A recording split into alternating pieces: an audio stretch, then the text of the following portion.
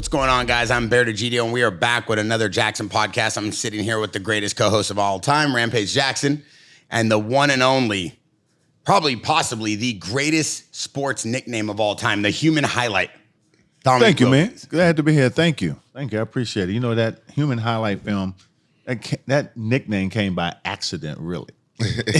Yeah, because most people think I got that name when I came in the NBA, but I got that name when I was in 11th grade. Wow. So it's a long story, but I can give you the short version of it. Let's hear it. I was in a camp. It's called 5-Star Camp in Milledgeville, not Milledgeville, I'm sorry, Pennsylvania is where this camp was. And so in the All-Star game, I scored like 41 points, right?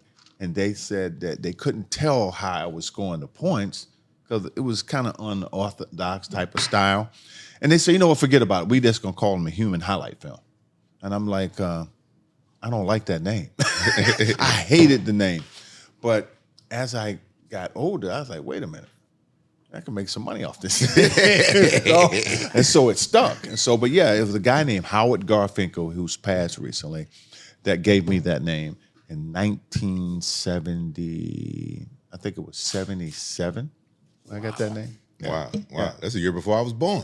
Yeah, that's telling my age now. Hey, you look good, though. You look better than him. Oh, thank you. I ain't going to go that far. We going to go that far. He got a great skincare routine. I told you to get some better leave-in moisturizer. Oh, thank you. Yeah. Thank you for the compliment. No worries. Hey, well, okay. I'll go with that. But since y'all say that, but yeah, it's been a long, wonderful ride. You know, If you had to pick your own nickname, what would it have been? Human highlight film.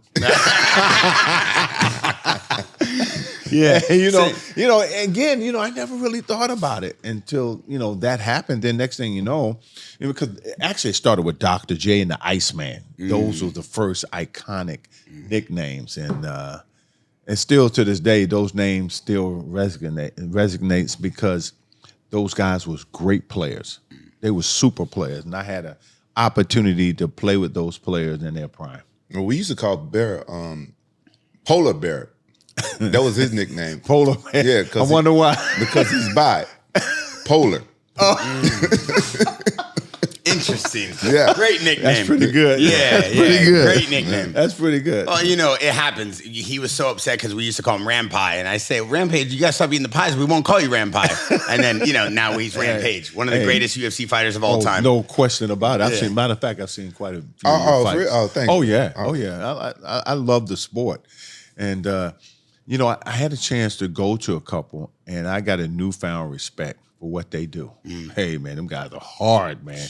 The punishment they take, I don't know any other sport to take that kind of punishment. It's a tough sport, I tell you. It is. It is, man. Just watch and see what you guys. Oh, man. It's incredible. It's interesting you bring that up because me and Rampage always talk about like an MMA fighter, you have to be a different breed to be able to know that you're going in there. You're like a modern day gladiator. But when you were playing basketball at the height and in your prime, compared to what we see in today's time, the fouling, the elbows, it was a completely different game. Let me tell you something. That era of basketball was physical, man. It was physical. Because I remember when I first came to the league, I took a lot of punishment. And I said to myself, man, I got to come back with some extra pounds with me because I'm getting pounded. And so I wanted to do a little pounding.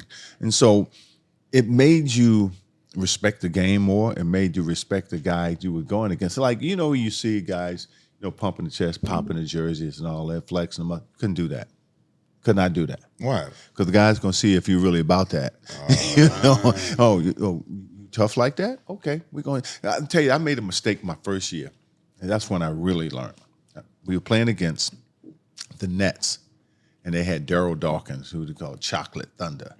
And I dunked on him, and I'm pointing, and I'm talking trash, right? And he just looked at me and said, okay. That's all he said. Next play, then almost identical play, I went up and he put his elbow in the middle of my chest, slammed me to the floor, and stood over me, and he dared me to get out. I was pissed off. But I just laid there, until he moved. Then he blew his elbow, said, don't ever try that shit again. He said, now get up and shoot 2 free throws. I got up, brushed myself off. I shot my 2 free throws and shut my mouth. What? Hey, it's a different era. Listen, you ain't going to fight him. 280 pounds. I'm 210, 215 soaking wet. I'm not going to challenge him. But them big guys back then was brutes, you know. And so if you got a center and you got a power forward is exactly what it says. Is a guy who has a license to kick your butt. Oh. And so it was a physical position.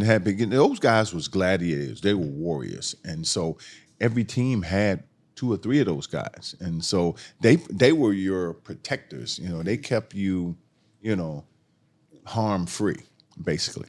Similar to like an enforcer in hockey, how every team's got their one guy who you know is going to stand up for the team.